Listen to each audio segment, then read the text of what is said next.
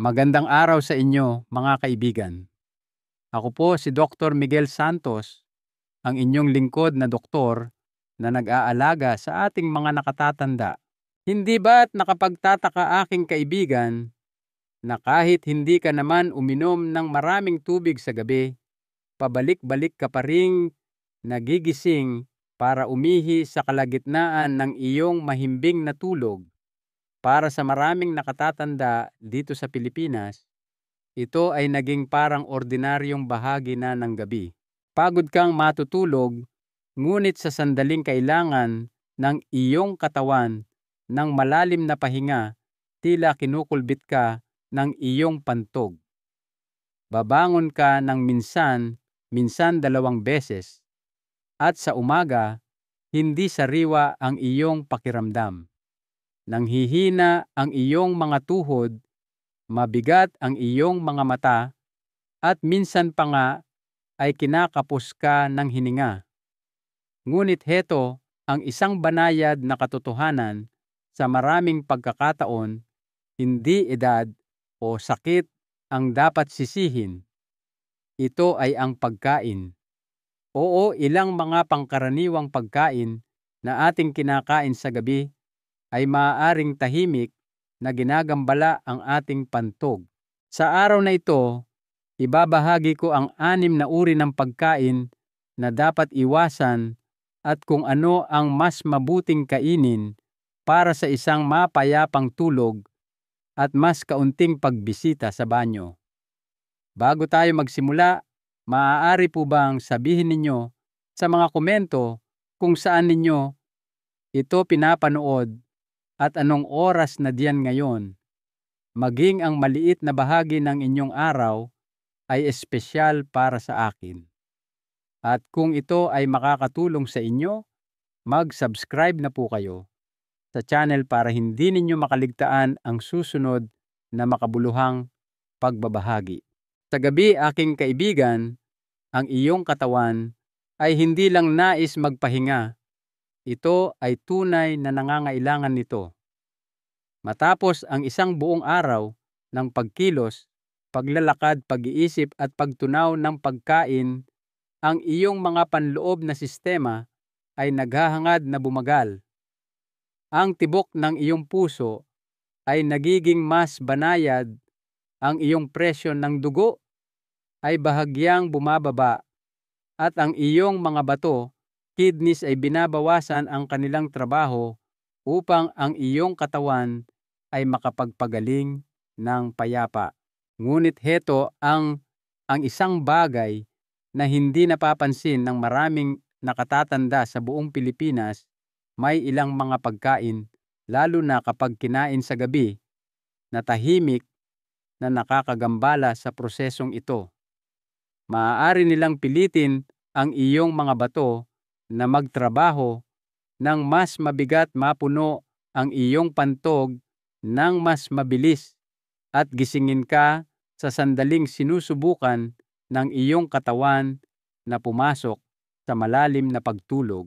Maging malinaw tayo, hindi palaging sakit o edad ang dahilan kung bakit ka bumabangon ng 2 o 3 beses para umihi sa gabi.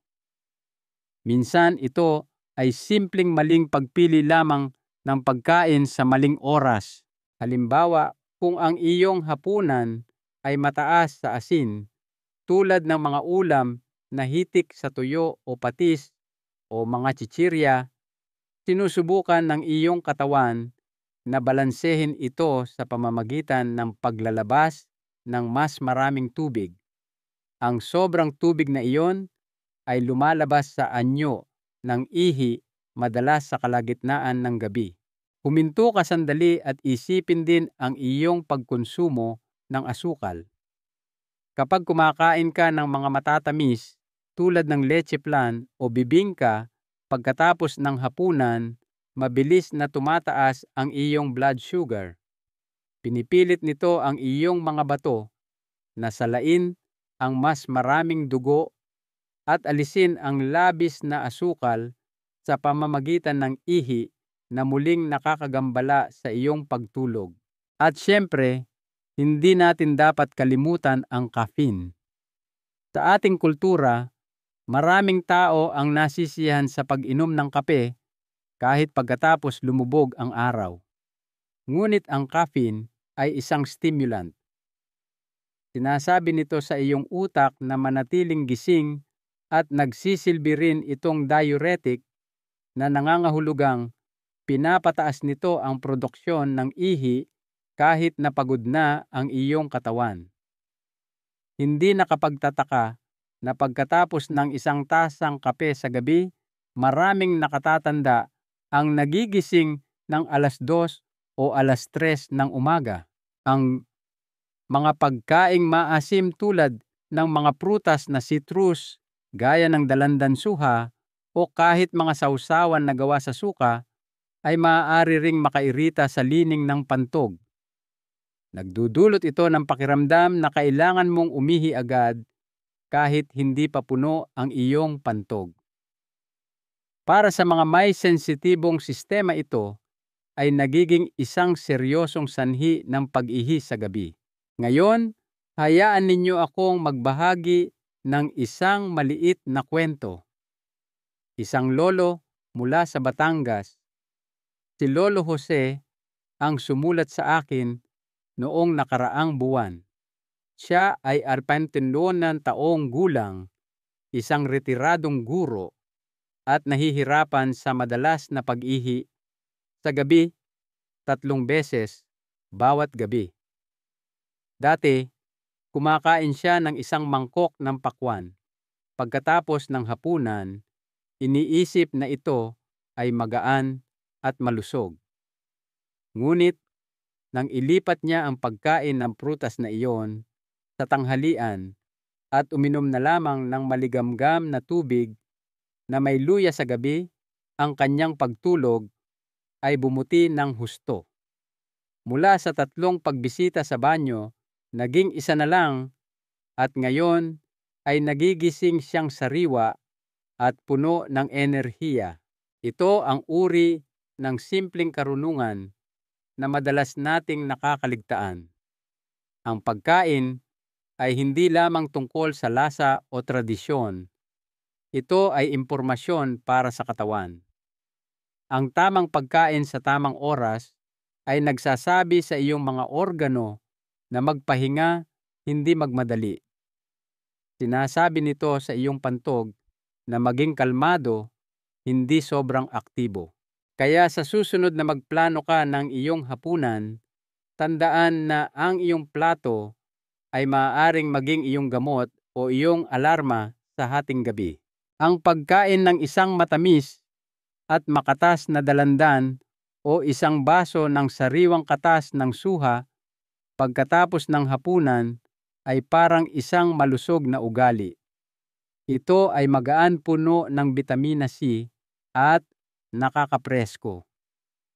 Ngunit para sa mga matatanda, lalo na sa mga madalas magising para umihi sa gabi, ang ugaling ito ay maaaring tahimik na nagpapalala ng sitwasyon.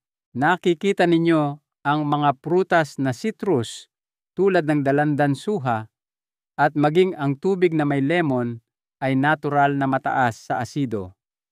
Ang asidong iyon ay hindi nakakapinsala sa maliliit na halaga, ngunit kapag ininom sa gabi, maaari itong makairita sa lining ng pantog. Ang pantog ay nagiging mas sensitibo, mas reaktibo, at kahit nakaunting ihi lang ay maaaring lumikha ng malakas na pagnanais na pumunta sa banyo. Isipin mo ngayon ang iyong katawan sa gabi. Nakahiga ka ng payapa, nagre-relax ang iyong mga kalamnan, lumilipad ang iyong isip. Ngunit ang iyong pantog ay hindi mapakali.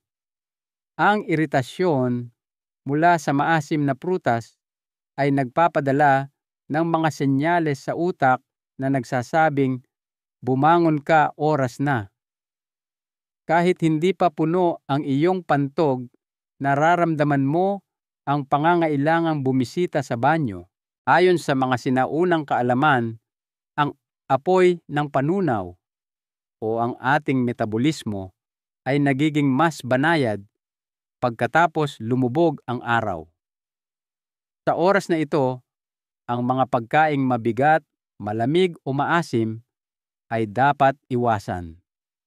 Ang mga maasim na pagkain tulad ng citrus ay maaaring makagambala sa balanse ng katawan at magdulot ng kawalan ng timbang. At isa sa mga senyales ng kawalan ng timbang, aking kaibigan, ay ang nagambalang pagtulog at isang sobrang aktibong pantog. Isang matandang Ginoo mula sa Cebu, si Mang Nestor, ang nagbahagi kamakailan ng isang kwento sa akin. Siya ay 72 taong gulang at napaka-health conscious. Gabi-gabi pagkatapos ng hapunan, kumakain siya ng 2 dalandan sa paniniwalang nakakatulong ito sa kanyang panunaw at immunity.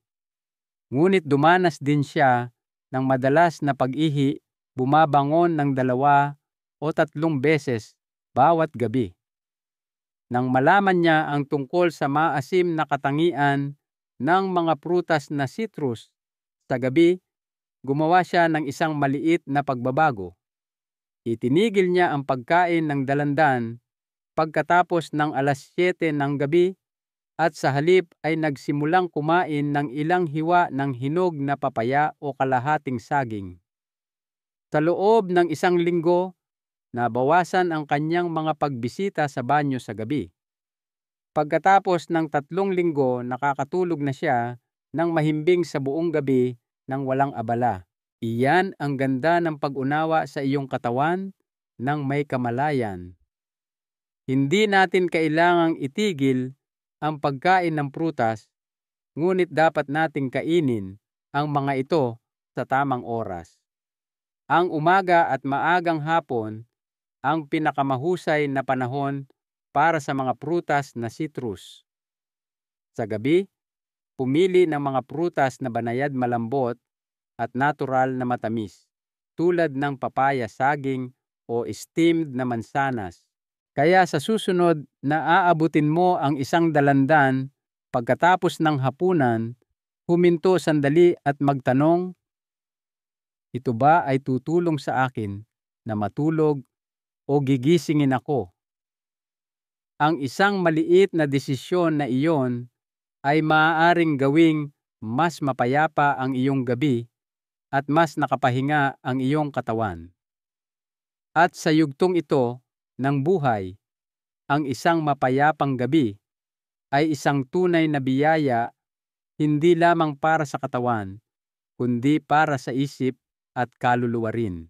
Ang isang tasa ng kape sa hapon ay higit pa sa isang inumin. Ito ay isang ugali, isang aliw, kahit isang tahimik na kasama. Matapos ang isang nakakapagod na araw, maraming matatanda ang kumukuha ng mainit na tasang iyon ng kape o tsaa. Umaasang ito ay magpapasigla sa katawan at lilinaw sa isipan. Ngunit mahal kong kaibigan, minsan, ang mismong aliw na ito ang nagiging tahimik na dahilan kung bakit ka pabalik-balik na nagigising sa gabi. Ang caffeine, ang aktibong sangkap sa tsaa, kape, at maging sa dark chocolate ay isang stimulant. Ginigising nito ang utak, pinapataas ang pagkaalerto at nagbibigay ng pansamantalang lakas. Ngunit nagpapadala rin ito ng malakas na mensahe sa mga bato na mag-filter ng mas marami at maglabas ng mas maraming ihi. Ito ang dahilan kung bakit ang caffeine ay kilala bilang isang natural na diuretic. Ngayon, huminto tayo sandali at mag-isip. Kung ikaw ay higit sa 16, hindi na kayang tunawin ng iyong katawan ang caffeine ng kasing bilis ng dati. Sa mga mas bata, ang caffeine ay maaaring lumabas sa sistema sa loob ng 4 hanggang 8 na oras. Ngunit sa mga matatanda, lalo na sa mga may mas mabagal na metabolismo, o bahagyang problema sa bato, ang caffeine ay maaaring manatiling aktibo sa katawan sa loob ng 8 oras o higit pa. Kaya kapag uminom ka ng kape ng 5:00 ng hapon o kumain ng maliit na piraso ng tsokolate pagkatapos ng hapunan, ang caffeine na iyon ay maaaring aktibo pa rin sa loob ng iyong sistema pagsapit ng hating gabi.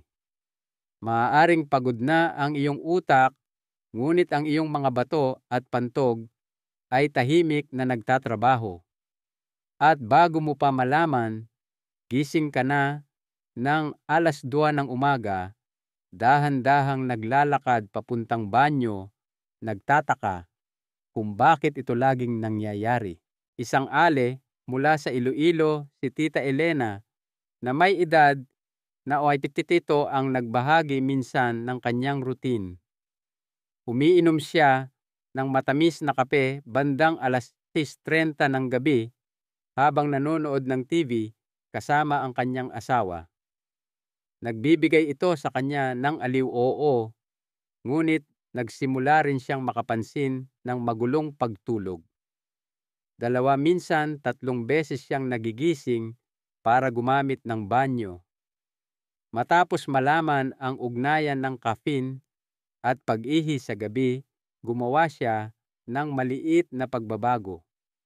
Lumipat siya sa salabat ginger tea, walang gatas o asukal, isang banayad na herbal na inumin lamang. At dahan-dahan, naging mas kalmado ang kanyang mga gabi, mas kumpleto ang kanyang tulog. Sinasuportahan din ng sinaunang karunungan ang kaisipang ito. Pagkatapos lumubog ang araw, ang katawan ay pumapasok sa estado ng pahinga. Ang ating apoy ng panunaw ay nagsisimulang lumamig at ang ating nervous system ay naghahanap ng katahimikan. Ang mga nakakapagpasiglang sangkap tulad ng caffeine ay nakakagambala sa balanseng ito na ginagawang hindi mapakali ang isip at mas aktibo ang pantog. Kung talagang nasisiyahan ka sa isang inumin sa gabi, mayroong mas mahusay na mga pagpipilian. Ang isang mainit na tasa ng chamomile tea o gawang bahay na tubig na may luya ay maaaring suportahan ang panunaw at pakalmahin ang mga nerbiyos. Maging ang isang baso ng maligamgam na gatas na may isang kurot ng luyang dilaw ay maaaring makatulong. Nakikita mo, aking kaibigan, hindi mo kailangang isuko ang kaginhawaan. Kailangan mo lamang itong piliin ng matalino.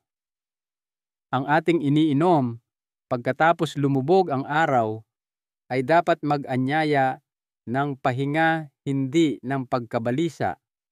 At sa yugtong ito ng buhay, ang pagtulog ay hindi isang luho. Ito ay pagpapagaling. Hayaan ang bawat paghigop ay suportahan ang iyong kapayapaan, hindi ito gambalain. Ang hapunan ang pinakamalasa sa lahat ng pagkain sa isang araw. Ang mainit na kaldereta mayaman sa pampalasa sili at mantika ay buong pagmamahal na inihahain. Para sa mga nakatatanda, madalas itong nagdudulot ng kaginhawahan, ang bango mula sa kusina, isang plato ng paboritong ulam at mainit na kanin para tapusin ang araw. Ngunit minsan, ang mismong mga pagkaing nagdudulot ng kasiyahan sa dila ay maaaring tahimik na makagambala sa kapayapaan ng gabi. Ang mga maanghang at mamantikang pagkain, lalo na kapag kinain ng gabi na, ay nagpapataas ng panloob na init ng katawan. Tinutukoy ito ng sinaunang kaalaman bilang paglala ng init sa katawan. Ang tumataas na init na ito ay hindi lamang nakakaapekto sa panunaw, kundi nagpapasigla rin sa mga bituka at pantog. Ang resulta ay hindi komportableng tiyan, hindi mapakaling pagtulog, at madalas isang gabing puyat dahil sa higit sa isang pagbisita sa banyo.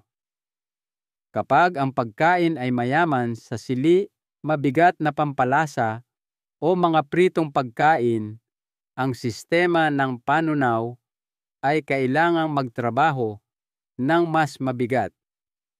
Ang tiyan ay nananatiling abala kahit na nakahiga ka na. Maaari itong magdulot ng paglaki ng tiyan, bloating, kabag, o kahit na bahagyang pamamaga sa loob ng bituka. At kapag ang bituka ay nagugulo, ang pantog ay bihirang maging kalmado. Maaaring hindi mo ito mapansin kaagad, ngunit dahan-dahan mapapansin mong nagiging mas mababaw ang iyong tulog. Pabalik-balik ka sa higaan, nagiging malinaw ang iyong mga panaginip, at sa sandaling pakiramdam mo ay sa wakas ay nagpapahinga ka, nagigisingin ka ng pagnanais na umihi. Isang kagalang-galang na Ginoo mula sa Pampanga, 71 taong gulang, ang nagbahagi ng kanyang karanasan. Gabi-gabi, nasisiyahan siya sa maanghang na sisig na may 2 tasa ng kanin. Paborito niya ito. Ngunit kalaunan, nagsimula siyang magising ng 2 beses, minsan 3 beses sa kalagitnaan ng gabi. Sinabi ng kanyang doktor na ang kanyang pantog ay hindi mahina, ngunit ito ay overactive na nagre-react sa masaganang pagkain. Gumawa siya ng isang maliit na pagbabago. Sa halip na mabibigat na ulam, lumipat siya sa magaan na sabaw ng munggo na may isang kurot ng luya at luyang dilaw. Sa loob ng 1 linggo, naramdaman niyang mas malamig ang kanyang katawan. Sa loob ng 2 linggo, naging mas malalim ang kanyang pagtulog. At ngayon, nagigising na lamang siya ng 1 beses o hindi na talaga sa buong gabi. Ang mga simpleng pampalasa tulad ng luya at luyang dilaw ay mabait sa tiyan. Sinusuportahan nila ang panunaw nang hindi lumilikha ng labis na init. Ang magaan na sabaw o malinaw na sopas tulad ng tinola sa gabi ay maaaring magbigay ng init ng walang kabigatan. Maging ang mga steamed na gulay na may 1 patak ng mantika ay maaaring sapat na. Ang katotohanan ay sa yugtong ito ng buhay, ang ating katawan ay mas sensitibo, mas tapat. Mabilis nitong sinasabi sa atin kapag may isang bagay na sobra. At ang pagkain ay hindi lamang tungkol sa kabusugan. Ito ay tungkol sa daloy. Ang isang kalmadong tiyan ay humahantong sa isang kalmadong gabi. Ang isang banayad na hapunan ay humahantong sa isang mahimbing na pagtulog. Kaya mahal kong kaibigan, sa susunod na aabutin mo ang maanghang na ulam na iyan ng 8:00 ng gabi, tanungin mo ng malumanay ang iyong katawan. Ito ba ay magdadala sa akin ng kapayapaan o itataboy nito ang aking pagtulog? Ang iyong katawan ay laging sumasagot. Kailangan lang nating makinig. Ang gabi ay isang tahimik at nakakaginhawang oras. Matapos ang isang mahabang araw, gusto ng mga tao na umupo, na may magaan na merienda, marahil isang maliit na mangkok ng chichirya, ilang malutong na chips, o isang dakok ng maalat na mani. Tila hindi ito nakakapinsala kahit nakasiya siya. Ngunit para sa ating mga minamahal na nakatatanda, ang maliit na kasiyahang ito ay maaaring tahimik na makagambala sa malalim na pahinga na tunay na kailangan ng kanilang katawan. Ang asin tulad ng alam natin ay mahalaga sa maliliit na halaga. Nakakatulong ito na mapanatili ang balanse sa katawan. Ngunit kapag kinuha ng labis, lalo na sa gabi, nagsisimula itong gumanap ng ibang papel. Sa simula, pinapanatiliin nito ang tubig sa katawan. Maaari kang makaramdam ng kaunting paglaki ng tiyan o kabigatan. Ngunit pagkatapos ng ilang oras, ang mga bato ay nagsisimulang magtrabaho ng husto upang itulak palabas ang sobrang asin na iyon at kasama nito ang tubig. Ngayon, isipin itong nangyayari ng alas 11 ng gabi o alas 2 ng madaling araw sa mismong oras na gusto ng iyong katawan na bumagal at pumasok sa malalim na pagtulog. Nagiging aktibo ang iyong mga bato.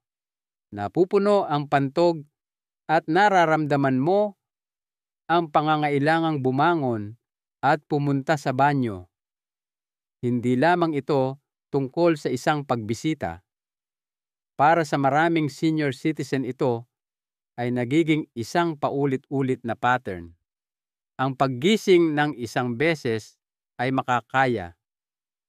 Ngunit ang paggising ng 2 o 3 beses, sinisira nito ang ritmo ng pagtulog.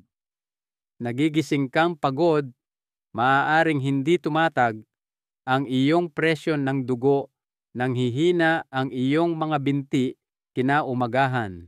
Sa pagtanda, nawawalan ng natural na kahusayan ang mga bato. Nagiging mas sensitibo sila sa asin. Kung ano ang madaling nakayanan ng iyong katawan noong 40 o 50 ka ngayon, ay nagiging mas mahirap sa 65 o 70, kaya't ang isang bagay na kasing simple ng maaalat na merienda ay maaaring tahimik na magpataas ng pag-ihi sa gabi. Hayaan ninyo akong magkwento tungkol kay Tita Mila mula sa Davao. Siya ay aktibo pa rin, masayahin pa rin. Ngunit sa loob ng maraming buwan, patuloy siyang nagigising ng 2 beses bawat gabi. Ang kanyang asukal at presyon ng dugo ay kontrolado, ngunit ang kanyang tulog ay laging putol. Isang araw napansin ng kanyang apo na kumakain siya ng isang dakok ng maanghang na chichirya tuwing gabi habang nanonood ng kanyang paboritong teleserye. Nang palitan niya ang chichirya ng nilagang mani, walang asin at ilang plain na kasoy, may nagbago. Sa loob lamang ng 1 linggo, nagsimula siyang magising ng 1 beses na lamang. Pagkatapos ng 10 araw, natulog na siya ng mahimbing sa buong gabi. Ang pagkakaiba ay maliit sa kilos, ngunit malaki sa resulta. Nakikita ninyo, hindi tayo hinihiling ng katawan na tumigil sa pamumuhay. Hinihiling lamang nito sa atin na makinig ng mas maingat. Kung ang iyong bibig ay naghahangad ng isang malutong na kagat, ibigay mo ito, ngunit may pagmamahal at karunungan. Maraming merienda sa ating tradisyong Pilipino na masarap ngunit banayad sa mga bato. Kaya sa susunod na aabutin mo ang pakete ng chips na iyon, huminto at magtanong, ito ba ay makakatulong sa aking pagtulog o guguluhin ang aking pahinga? Ang iyong kalusugan ay laging sasagot ng malumanay ng may katotohanan. At ang iyong pagtulog, kung poprotektahan, ay magpapagaling sa iyo sa mga paraang hindi kayang gawin ng anumang gamot. Lumaki tayo sa paniniwalang ang mga prutas ay laging malusog at sa maraming paraan. Totoo iyon.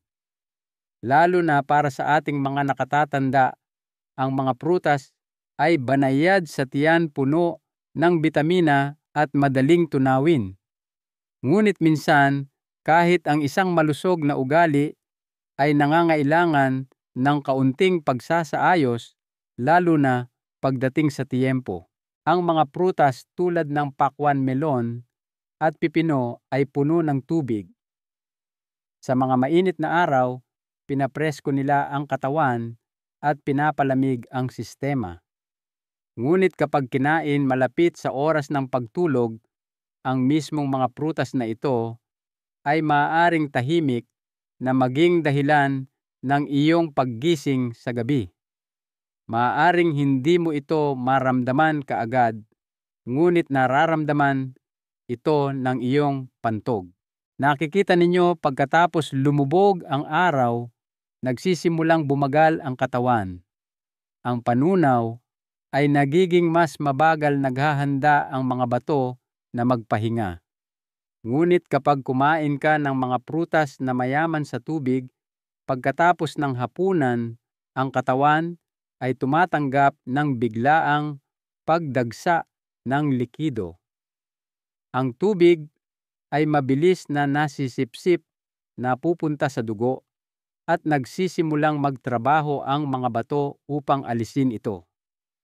Pagsapit ng 1:00 o 2:00 ng umaga, puno na ang iyong pantog at napipilitan kang magising. Ang siklong ito na inuulit gabi-gabi ay nagdudulot ng mas maraming pinsala kaysa sa ating inaakala. Hindi lamang ito ang pagbisita sa banyo. Ito ang putol-putol na pagtulog, ang nagambalang mga panaginip, ang mabigat na ulo sa umaga.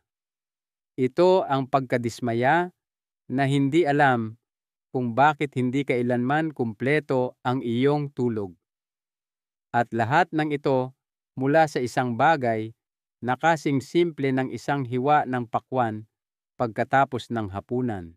Hayaan ninyo akong magkwento tungkol kay Ginoong Reyes mula sa Laguna. Siya ay 74, aktibo, naglalakad araw-araw at kumakain ng masustansya. Ngunit sa loob ng 3 buwan, nahirapan siya sa magulong pagtulog. 2 pagbisita sa banyo bawat gabi, minsan 3. Akala niya ay dahil ito sa edad o problema sa prostate.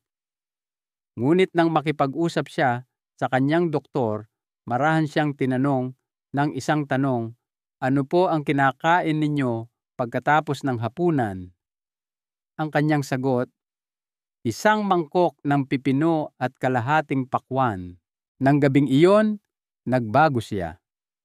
Pinalitan niya ang mga prutas ng ilang piraso ng pinatuyong mansanas at binabad na prunes. Sa loob ng 1 linggo, napansin niya ang pagbabago. Mas malalim ang kanyang tulog, 1 beses na lang siyang nagigising, at di nagtagal, hindi na talaga. Nakikita ninyo, ang mga prutas ay tunay na isang biyaya. Ngunit tulad ng bawat biyaya, dapat itong gamitin ng matalino. Ang mga prutas na mayaman sa tubig ay pinakamainam na kainin sa araw bago mag 6:00 o 7:00 ng gabi. Pagkatapos nito, pumili ng mga mas tuyong opsyon. Ang ilang binabad na pasas, pinatuyong igos, o kahit 1 piraso ng saging ay maaaring masiyahan ang iyong pananabik nang hindi binibigatan ang iyong pantog. Sa yugtong ito ng buhay, mahal na mga kaibigan, ang pagtulog ay sagrado. Pinapagaling nito ang katawan, pinapakalma ang mga nerbiyos at nagdudulot ng kapayapaan sa isip. Kaya't igalang natin ang pagtulog na iyon, huwag itong gambalain ng mga ugali na tila hindi nakakapinsala, ngunit hindi pala. Hayaan ang iyong hapunan at panghimagas ay maging mabait sa iyong pantog, at hayaang dumaan ang iyong gabi ng marahan tulad ng isang tahimik na simoy ng hangin sa mga puno ng mangga sa labas ng iyong bintana. Ang hapunan ay parang hindi kumpleto kung walang matamis na pagtatapos. isang kutsara ng leche flan, isang malambot na ube, halaya na natutunaw sa dila, o marahil isang kutsara ng ginataang bilo-bilo na buong pagmamahal na inihanda. Sa loob ng maraming taon, ang mga maliliit na kasiyahang ito ay nagdulot ng kagalakan pagkatapos ng mahabang araw. Ngunit sa pagtanda, kapag ang katawan ay mas delikado, kahit na ang maliliit na matatamis na kinakain sa maling oras ay maaaring magkaroon ng malaking epekto. Ang asukal, lalo na sa anyo ng pinong puting asukal, ay mabilis na natutunaw. Mabilis itong pumapasok sa daluyan ng dugo at nagiging sanhi ng biglaang pagtaas ng antas ng glucose. Ang katawan bilang tugon ay sinusubukang balansehin ang pagtaas na ito. Ang pancreas ay naglalabas ng insulin upang pamahalaan ang asukal. Kasabay nito, nagsisimulang salain ng mga bato ang labis na glucose. Sinusubukang itulak ito palabas sa pamamagitan ng ihi. Ang panloob na pagsisikap na ito, bagamat hindi nakikita, ay nagiging napakatotoo ilang oras pagkaraan kapag napuno ang pantog at ginising ka sa kalagitnaan ng gabi. Dahan-dahan kang babangon, maglalakad papuntang banyo at babalik sa kama. Ngunit ang tulog ay hindi na bumabalik ng ganoon kadali. Ang kapayapaan ng gabi ay nagambala. Para sa mga mas bata, ang pagtaas ng asukal na ito ay maaaring hindi gaanong problema. Ang kanilang metabolismo ay mas mabilis, ang kanilang mga bato at tugon sa insulin ay mas mahusay. Ngunit pagkatapos ng 60 o 65, ang kakayahan ng katawan na iproseso ang asukal ay bumabagal. Ang parehong matamis na dating nagbibigay ng aliw ay nagdaragdag ngayon ng presyon sa sistema, lalo na kapag kinain malapit sa oras ng pagtulog. Hayaan ninyo akong magbahagi ng isang simpleng kwento mula sa Bulacan. Si Lolo Carlos, 74 taong gulang, ay laging tinatapos ang kanyang hapunan ng 2 maliliit na piraso ng kakanin. Naniniwala siyang nakakatulong ito sa kanyang panunaw. Ngunit meron din siyang ugali na magising ng 2 beses, minsan 3 beses bawat gabi. Tinuri ng kanyang doktor ang kanyang asukal. Bahagyang mataas ito, ngunit hindi diabetic. Ang payo ay banayad bawasan ang asukal pagkatapos lumubog ang araw. Kaya gumawa siya ng isang maliit na pagbabago. Sa halip na matatamis na kakanin, nagsimula siyang uminom ng maligamgam na tubig na may kalahating kutsarita ng pulot pukyutan bago matulog. Hindi lamang niya naramdamang mas magaan, kundi nabawasan din ang kanyang pag-ihi sa gabi. Naging mas malalim ang kanyang pagtulog at nagigising siyang mas sariwa sa umaga. Nakikita ninyo, ang layunin ay hindi alisin ang katamisan sa buhay. Sa edad na ito, nararapat tayong magkaroon ng kagalakan at kaginhawaan. Ngunit ang katawan ngayon ay nangangailangan ng mas banayad na anyo ng kagalakang iyon. Ang natural na katamisan sa maliliit na halaga na kinukuha sa tamang oras ay nagdudulot ng kapayapaan, hindi presyon.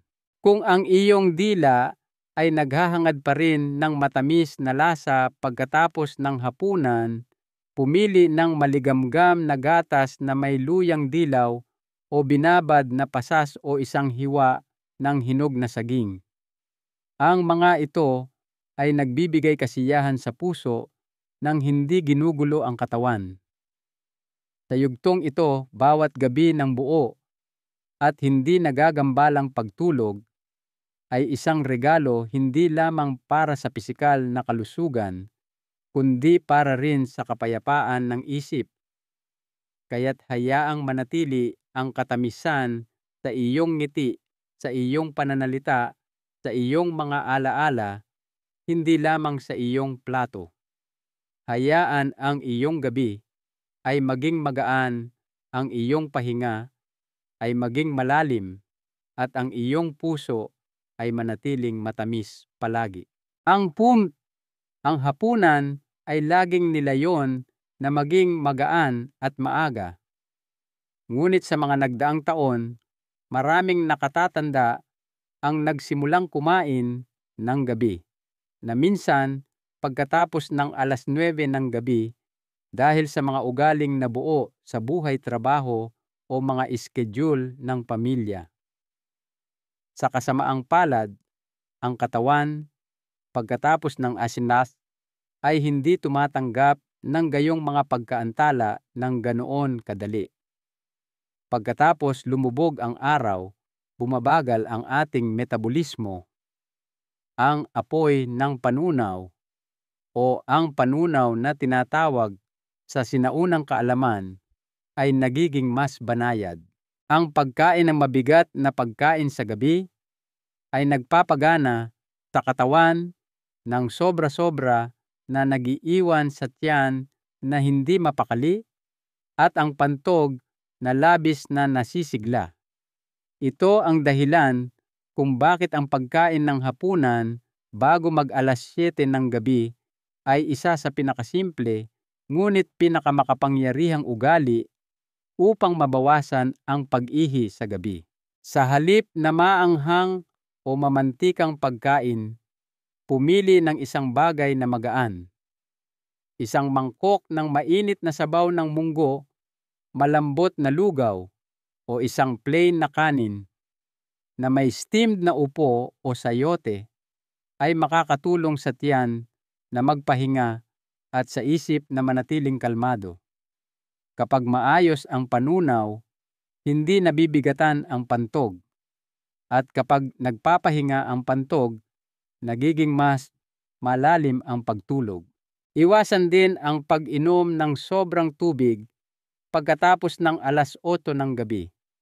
Humigop ng dahan-dahan kung kailangan, ngunit ang malalaking baso ng tubig ay maaaring mapuno ang pantog ng hindi kinakailangan, lalo na para sa mga senior na may mas mahinang paggana ng bato. Ang ilang mga tao ay nakakahanap din ng banayad na suporta sa mga halamang gamot. Ang mga halamang tulad ng ashwagandha, kapag ginamit ng may gabay, ay maaaring suportahan ang lakas ng bato at itaguyod ang mahimbing na pagtulog. Sa edad na ito, ang layunin ay hindi kumain ng mas kaunti, kundi kumain ng matalino. Kapag nakikinig tayo sa natural na ritmo ng ating katawan, kahit na ang pinakamaliit na pagbabago tulad ng isang maaga at banayad na hapunan ay maaaring magdala ng kapayapaan sa gabi at lakas sa umaga. Ang mahalagang aral. Ngayon malumanay nating sinuri kung paano ang maliliit na pagbabago tulad ng pagpili ng mas magaan na hapunan, pag-iwas sa ilang partikular na pagkain at pag-aalaga sa pantog ay maaaring magbalik ng mapayapang pagtulog sa gabi.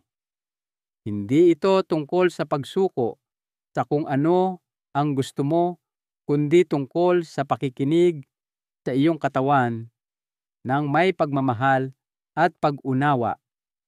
Ang kalusugan sa ating edad ay hindi isang karera.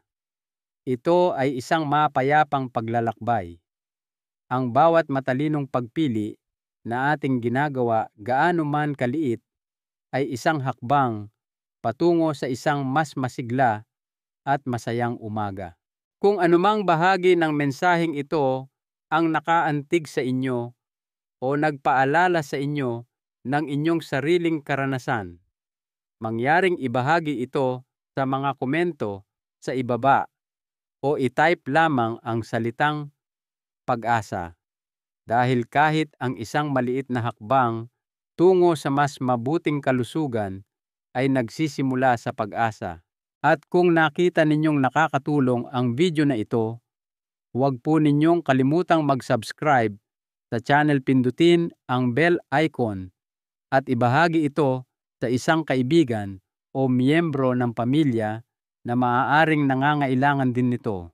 Naway maging kalmado ang inyong mga gabi, maging malalim ang inyong pagtulog, at naway batiin kayo ng bawat umaga na parang ginintuang araw na dahan-dahang sumisikat sa ibabaw ng tahimik na mga bukirin.